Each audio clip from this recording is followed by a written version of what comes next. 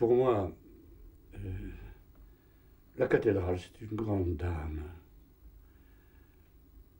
qui me fascine et pour laquelle j'ai une très grande tendresse.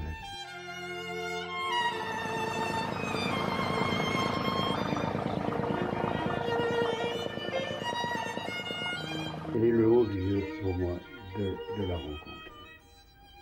Indépendamment de toute foi, depuis la première pierre en 1163 jusqu'au sommet des tours en 1250, elle est là. C'est solide sur le sol, une cathédrale pour les hommes.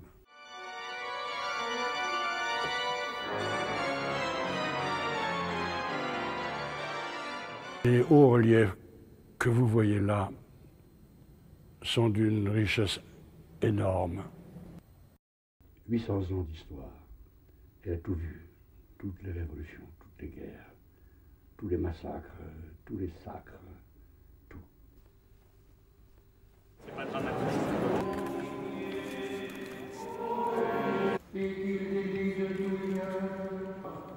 Recevez le bâton de pasteur, signe de votre charge. Prenez soin de tout le troupeau du Seigneur, dans lequel l'Esprit Saint vous a établi comme évêque pour gouverner l'Église de Dieu.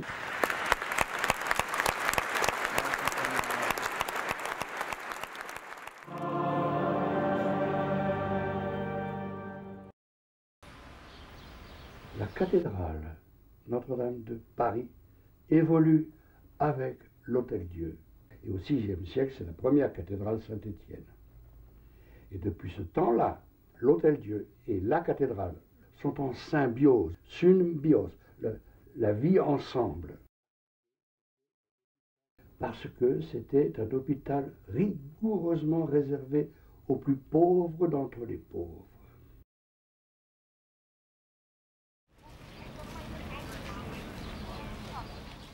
Que nous avons sur l'île de la Cité deux énormes pouvoirs. Le pouvoir religieux, qui est considérable, je vais dire exorbitant, et à l'autre extrémité de l'île, la conciergerie, le pouvoir politique. C'est là qu'est le roi, c'est là qu'est la cour.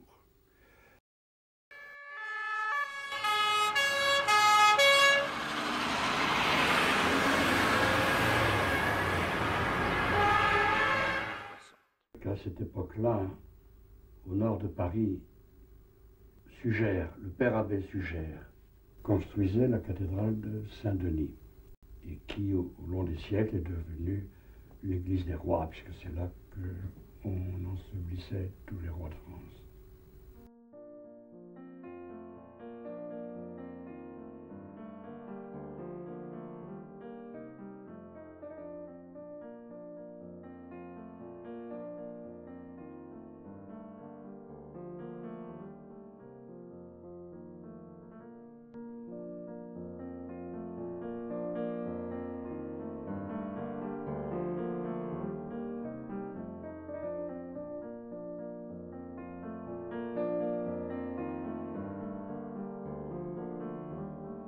La cathédrale Saint-Denis a été la première aventure, le coup de bascule du roman au gothique.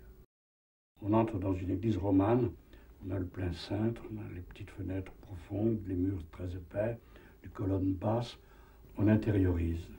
Il fallait que ce fût une cathédrale où tout homme se sentit plus grand que lui. C'est ça que veut le gothique. Il y avait l'immensité de cette voûte. Ça n'a l'air de rien, mais il fallait qu'elle fût le plus immense possible, le plus vaste possible, et la plus solennelle possible, et la plus provocante possible dans les consciences, pour obliger les gens à lever le front. Je vous mets au défi d'entrer à Notre-Dame de Paris sans lever le front. Saint-Denis fait une énorme impression, et l'évêque de Paris décide, à cause de ce rayonnement, à cause de cette influence, de cet émerveillement devant cette explosion du gothique, il décide de démolir la vieille cathédrale Saint-Étienne, qui, mon Dieu, tombait en ruine. On construisait cette cathédrale pour inviter un peuple à venir.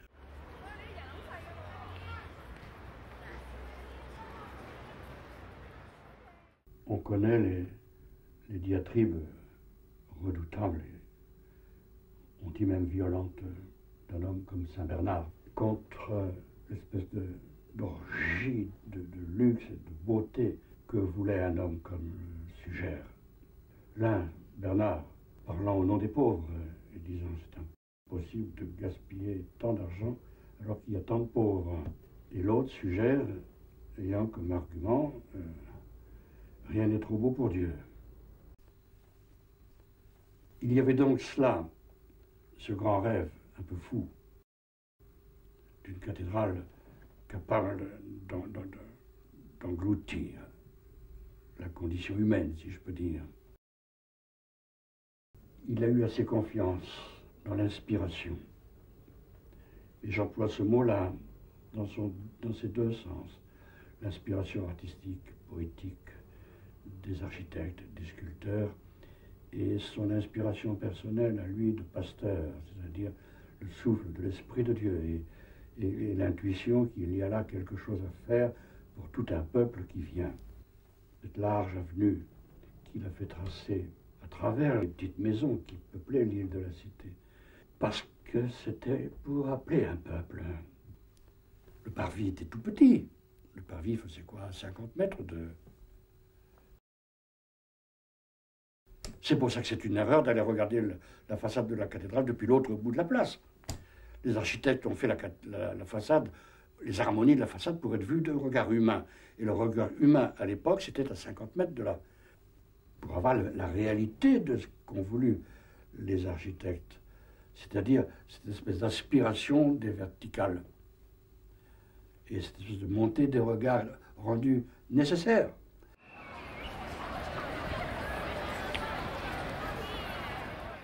Depuis le Moyen-Âge, depuis la première pierre en 1163, jusqu'au sommet des tours en 1250, elle est là.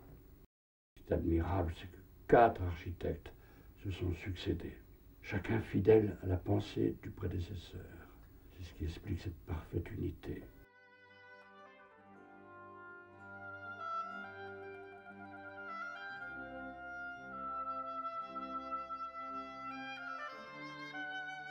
Et il y avait sur le chantier ce que l'on appelait la chambre des traits, dans laquelle seul le maître pouvait entrer. C'est comme ça que se construisait ce rêve.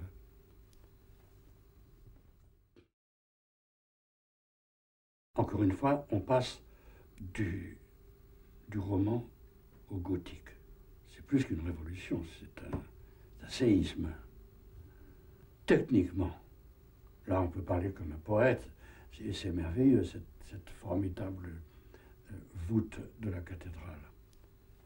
Dans chaque travée, toutes les pressions de cette voûte pleine de folie sont dirigées dans 6 directions différentes. Un architecte vous montrerait comment ces poussées déferlent de la voûte et sont reçues par un premier front d'accueil, puis un deuxième front d'accueil, les colonnes, les piliers, puis les contreforts. Tout ça dans une harmonie extraordinaire. Et ça, c'est le chef-d'œuvre.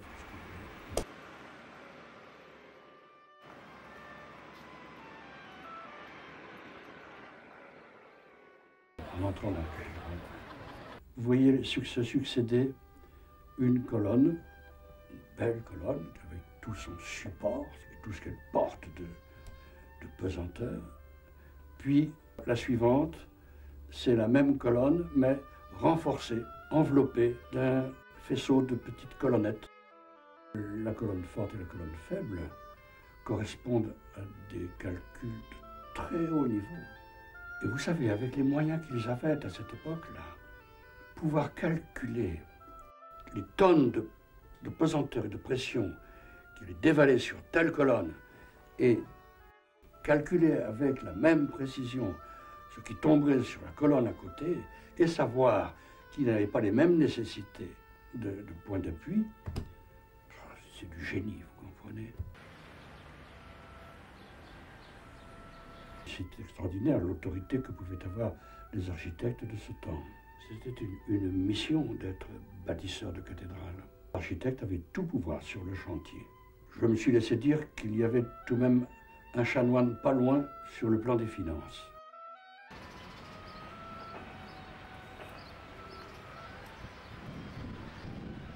Il est inspiré, tout ça, vous comprenez. C'est pourquoi je vous parlais de la double inspiration, celle des artistes et l'inspiration des responsables d'un peuple, hein, qui se mettait en relation de prière, de contemplation avec l'esprit, pour être insufflé, animé et transmettre, être poreux de toute une qualité d'être que ne peut donner que la contemplation, finalement. Contemplation, rêve, mystique, poème, tout cela, vous savez, ça va très bien ensemble. Ce qui m'émeut énormément, c'est de voir gravé sur certaines colonnes le signe, le sigle des équipes de tailleurs de pierre. Je me dis qu'il y a 800 ans, un homme a gravé ça sur cette colonne, sur cette pierre. Et chaque fois, je vous avoue, chaque fois que je passe devant ces signes-là sur les pierres, je suis très impressionné parce que il y a tout d'un coup beaucoup plus qu'un signe. Il y a toute une histoire, il y a toute une qualité de présence extraordinaire.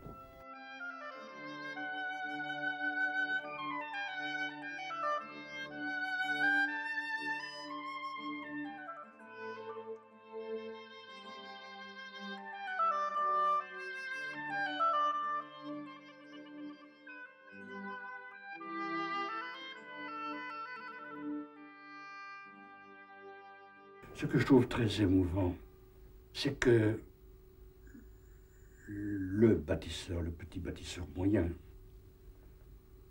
même l'architecte, n'ont jamais vu la cathédrale. Il y a des visionnaires dans le tas, naturellement. Ces grands poètes, ces architectes de génie, eux, ils avaient une vision de ce que ça pouvait être.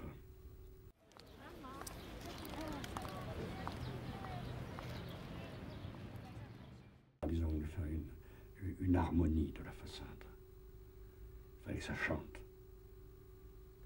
Il fallait que ça dise quelque chose de grave, d'important. On ne peut pas regarder cette façade sans être aspiré vers le haut. Et en même temps, sur la façade, vous avez deux larges bandes horizontales. Au-dessus de la rosace, il y a une large bande horizontale avec des colonnettes qu'on appelle la galerie ajourée. Et en dessous de la rosace, vous avez une autre large bande horizontale avec les 28 rois de Juda qui sont en contrepoint avec l'explosion des 4 contreforts qui bondissent vers le haut. Et les 4 horizontales tassent la cathédrale sur le sol. Ça jaillit vers le haut, c'est une cathédrale pour Dieu. C'est solide sur le sol, une cathédrale pour les hommes.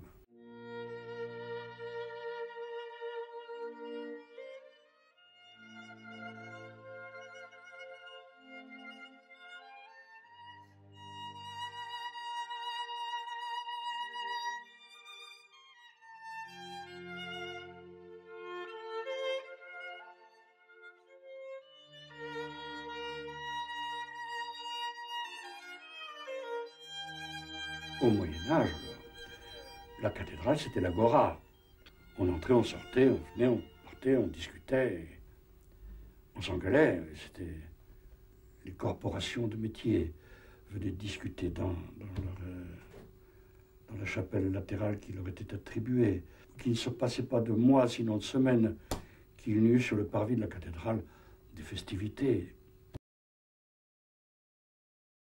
Il y avait aussi les étudiants. Et les étudiants choisissaient leur maître en fonction de l'orientation de sa pensée.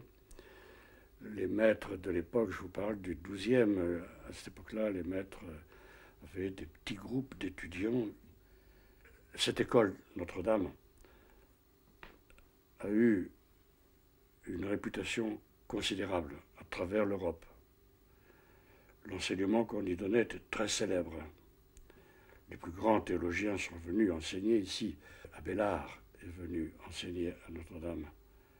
Thomas d'Aquin est venu. Enfin, tous les grands. Bonaventure est venu.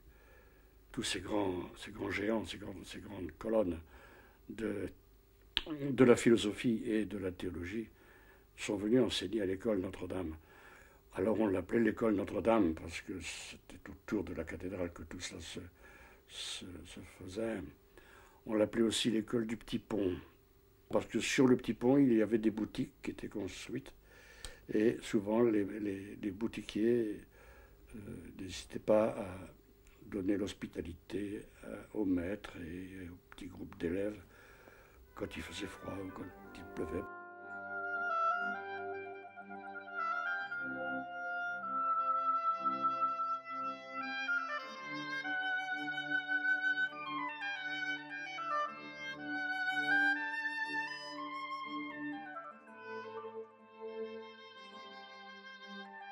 La cathédrale, c'était au Moyen-Âge la maison du peuple.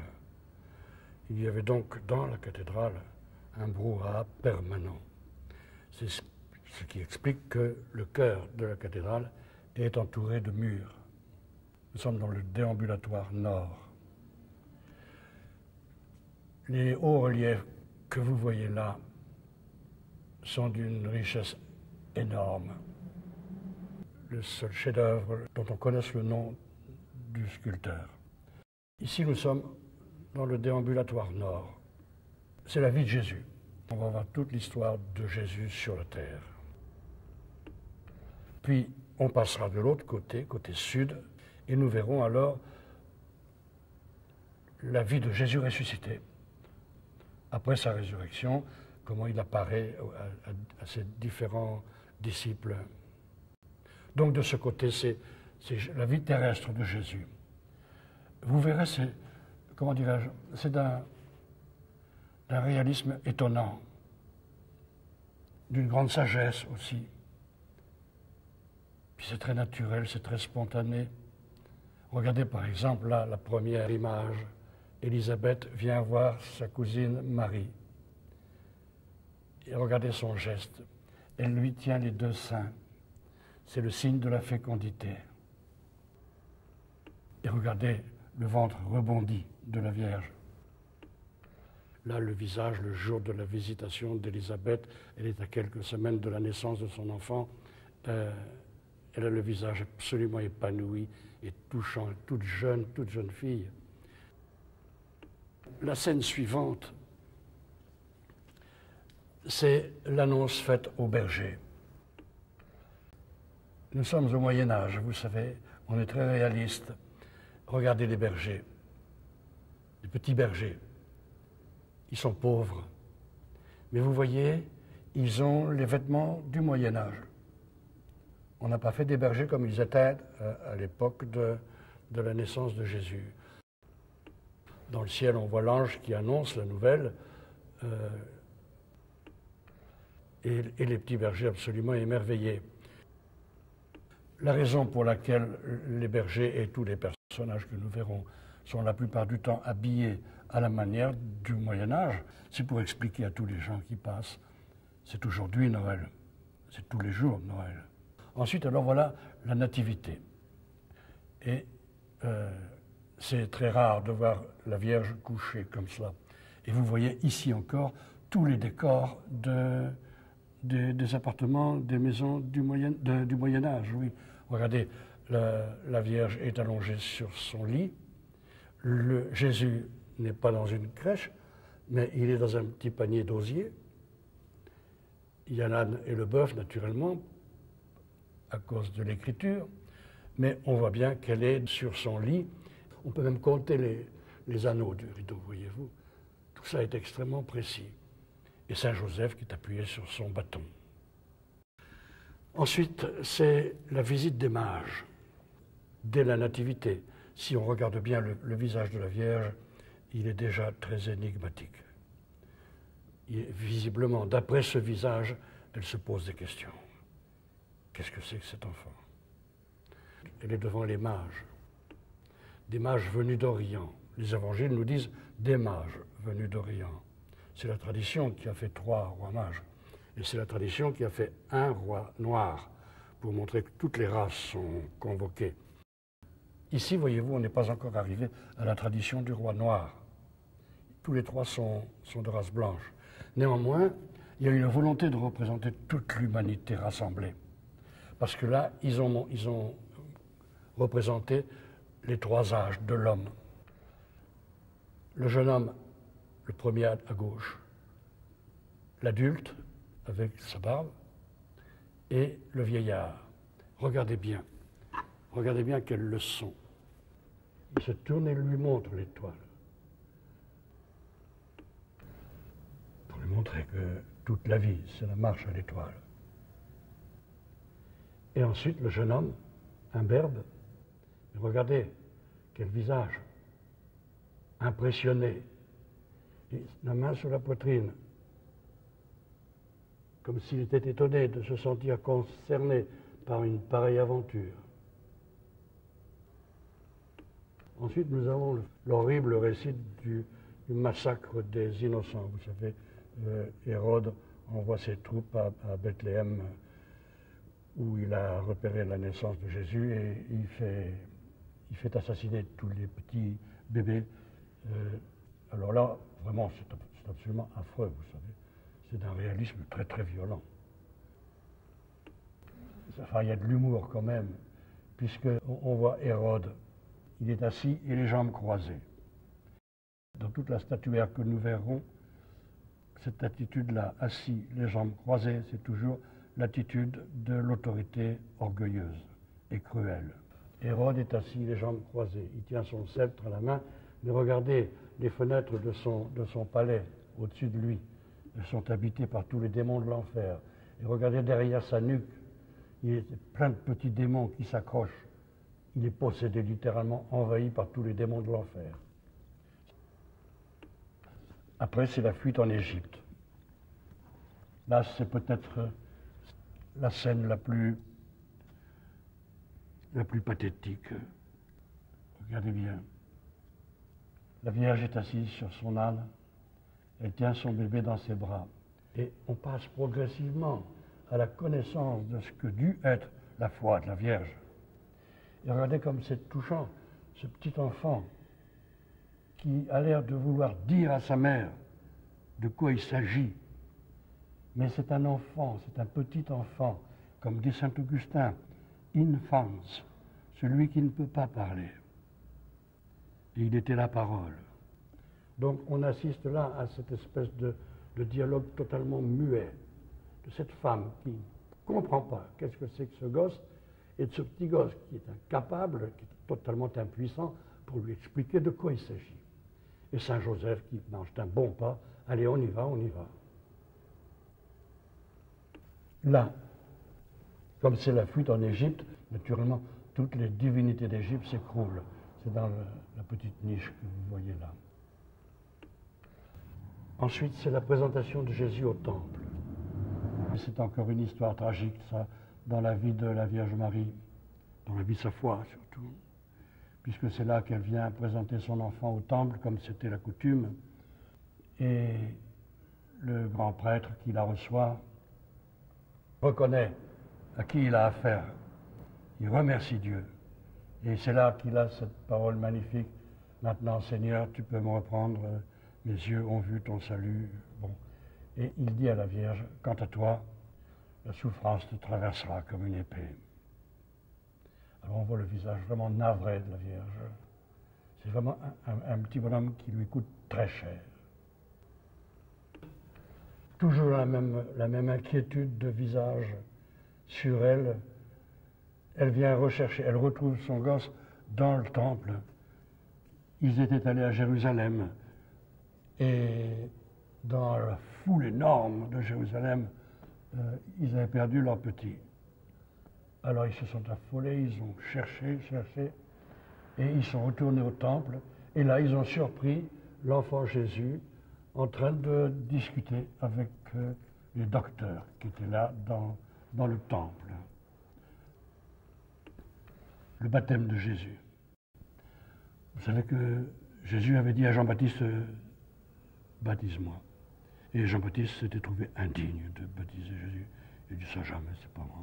Je ne suis pas digne de dénouer les courroies de ses sandales. Et il refuse. Et Jésus insiste. Alors Jean-Baptiste baptise quand même Jésus. Mais regardez ce qui est étonnant.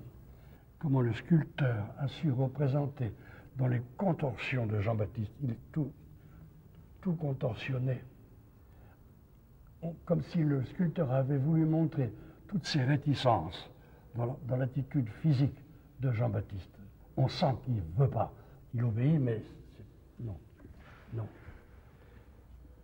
Et l'ange qui est témoin de la scène, et qui naturellement fait déjà penser au sourire de Reims.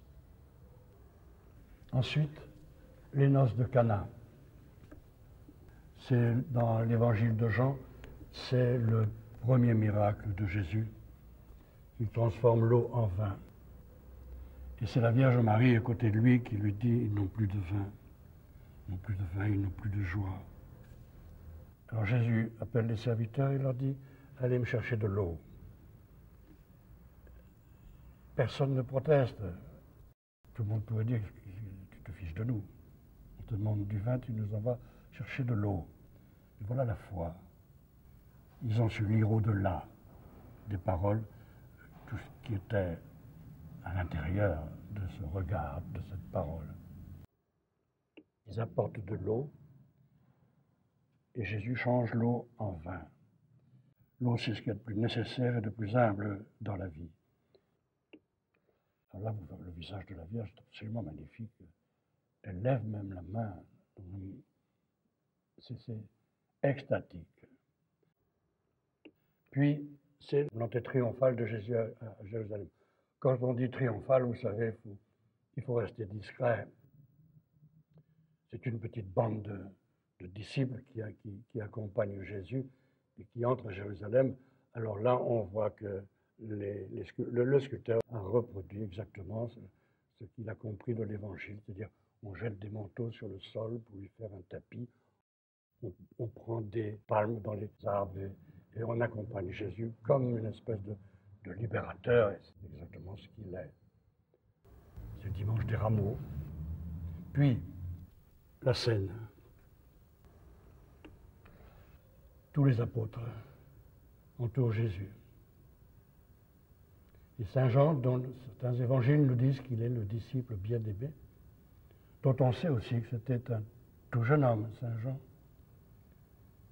Lui, il a la tête appuyée sur la poitrine de Jésus. Je crois qu'ils ont tous un petit morceau de pain qui vient d'être partagé.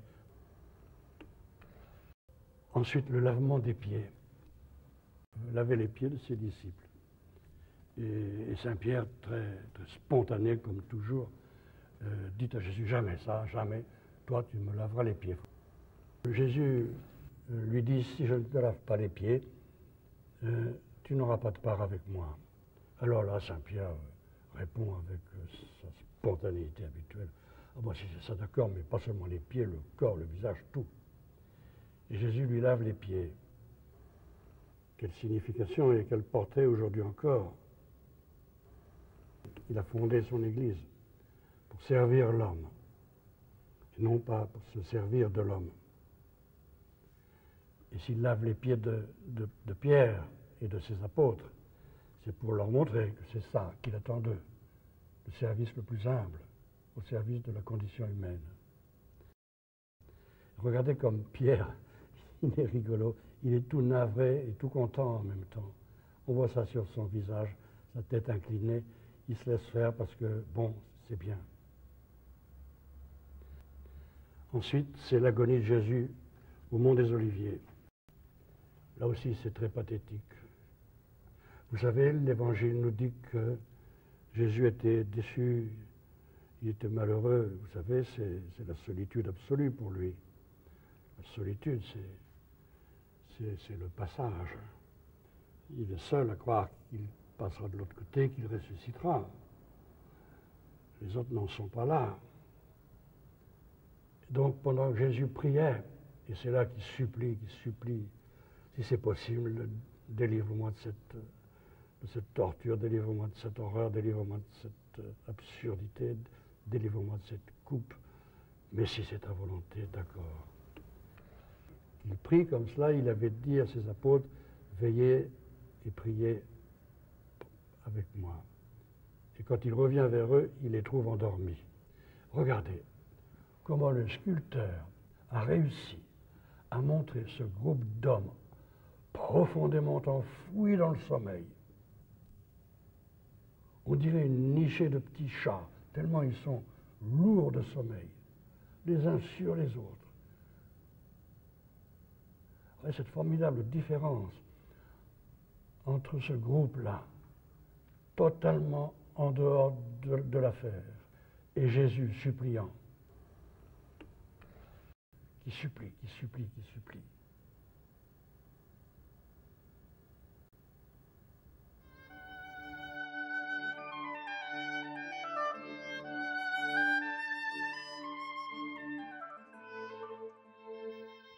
Au Moyen-Âge, face à la nef, le chœur était fermé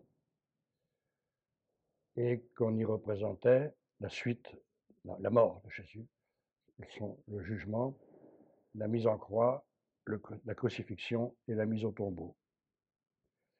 Alors nous passons maintenant dans le déambulatoire sud. Et toutes les scènes que nous allons voir ont été sculptées par le grand génie Jehan Ravi. Ici, on change complètement de registre. Et vous allez voir que si les personnages sont toujours aussi humains, on passe au niveau mystique de la contemplation. Car à partir d'ici, nous allons voir les différentes scènes que raconte l'Évangile après la résurrection de Jésus. Alors l'Évangile nous dit qu'il est apparu à Marie-Madeleine. Le récit nous dit que Marie-Madeleine s'est trompée, elle l'a pris pour le jardinier. Et elle s'est adressée à lui, pensant parler au jardinier, et elle lui a dit, dis-nous où on l'a mis. Et Jésus la regarde et lui dit, Marie. Et à la seule résonance de son nom, elle le reconnaît. Et là, on le représente avec une pelle, pour bien se souvenir que d'abord Marie-Madeleine l'avait pris pour le jardinier. Mais regardez le visage, le mouvement des mains de Marie-Madeleine. Là, nous sommes en pleine contemplation. Regardez le côté très extatique de la scène, une infinie légèreté. Ce sont des visages d'éternité. On regarde ça et on sait qu'on est plus grand que soi. Là, c'est Jésus qui apparaît aux saintes femmes, c'est-à-dire les femmes qui l'ont accompagné tout au long de sa vie et qui ont été d'un dévouement extraordinaire. Alors regardez ici, on est en pleine contemplation. Il faut voir les visages bouleversés de ces trois femmes. Il y a une expression dans les visages qui me fascine. Je passe ici depuis 30 ans, presque tout le temps. J'avoue que cette scène-là en particulier m'a toujours profondément bouleversé à cause des visages, des regards. C'est pathétique. Il était mort. On savait qu'il était mort, puis le voilà. Alors regardez celle qui est debout, là, la main ouverte.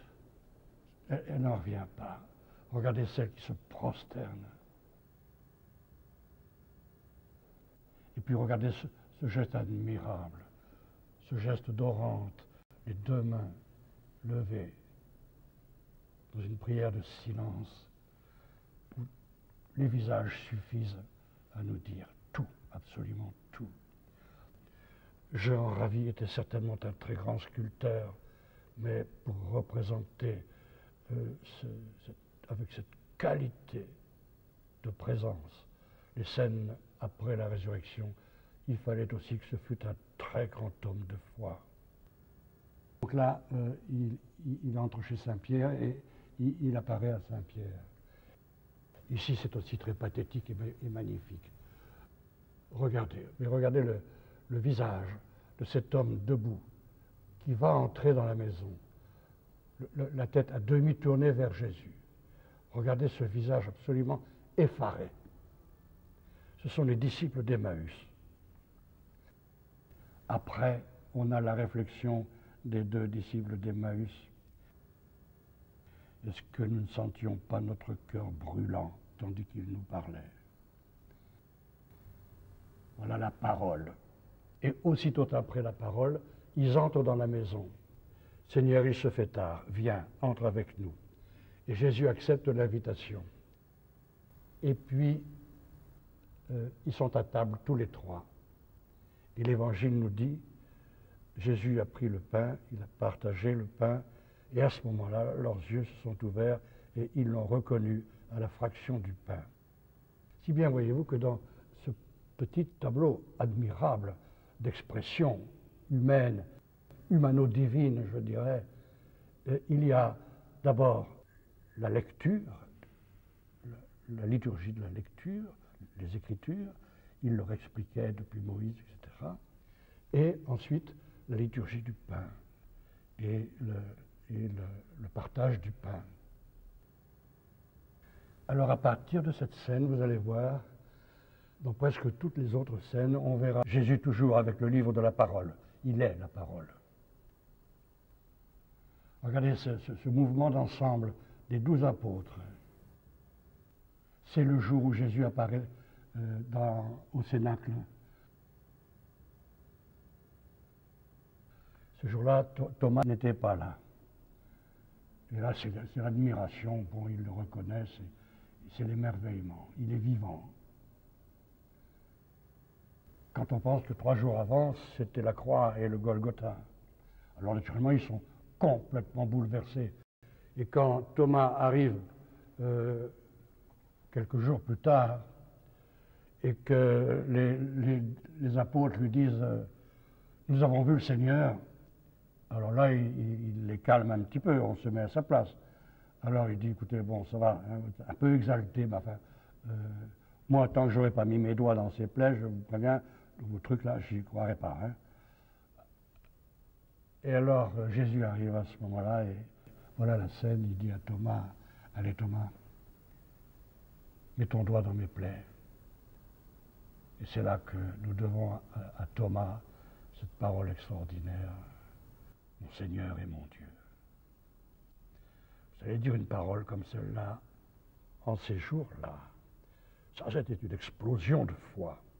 Et c'est un homme plein de courage. Rendez-vous compte que c'est lui qui, au moment de monter à Jérusalem, alors que Saint-Pierre retient Jésus, mais tu ne vas pas monter à Jérusalem, il est déjà sous mandat d'arrêt, tout est prêt pour le recevoir et le juger, le condamner, etc.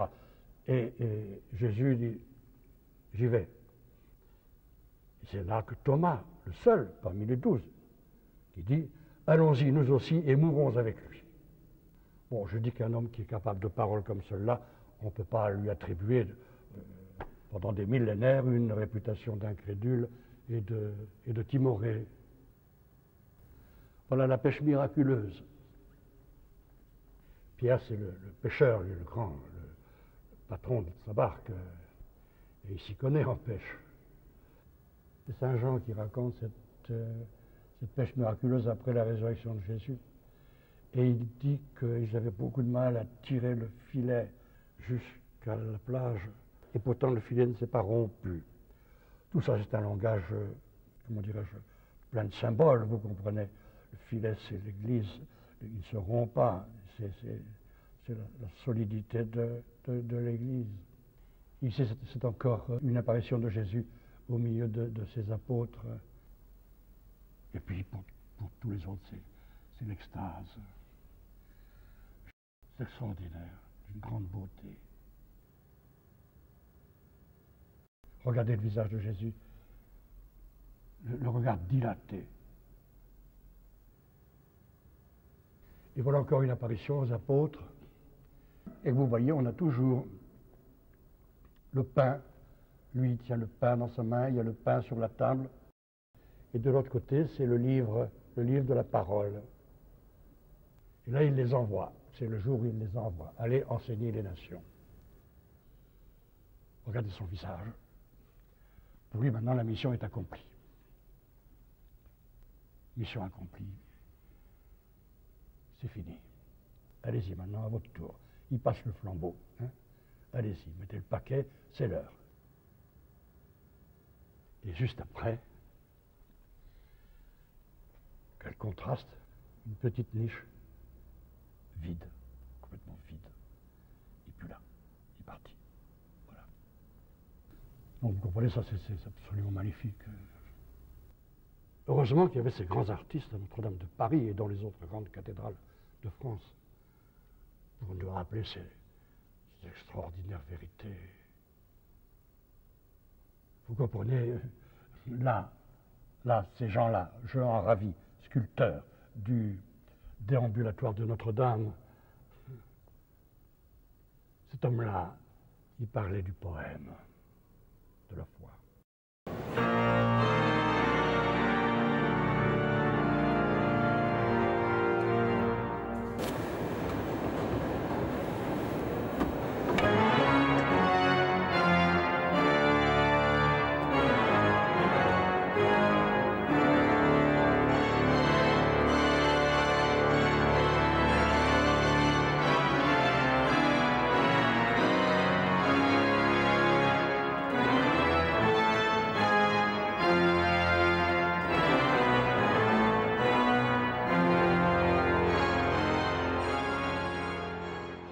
Des musiciens du Moyen-Âge jusqu'à aujourd'hui ont écrit leurs œuvres en fonction de l'acoustique de Notre-Dame, qui est très particulière.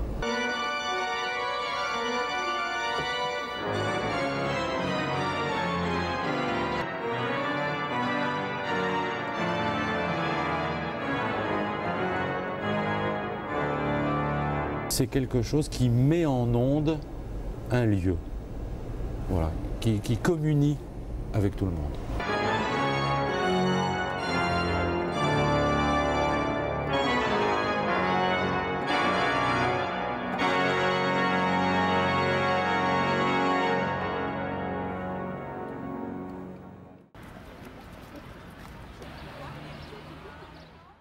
C'est une espèce de rêve qui me hantait littéralement. Je me disais que c'était possible de retirer toutes les chaises de la grande nef de Notre-Dame. Au petit matin du lundi, la nef est magnifique espace de liberté. Alors on entre dans la cathédrale et on a le regard qu'avait tout le peuple de Paris qui entrait dans Notre-Dame. Le permanent dialogue entre cette formidable horizontale, cet immense espace de liberté et la provocation des colonnes et des piliers. Il n'y a pas de plus bel accueil de la cathédrale que d'en faire la visite guidée, avec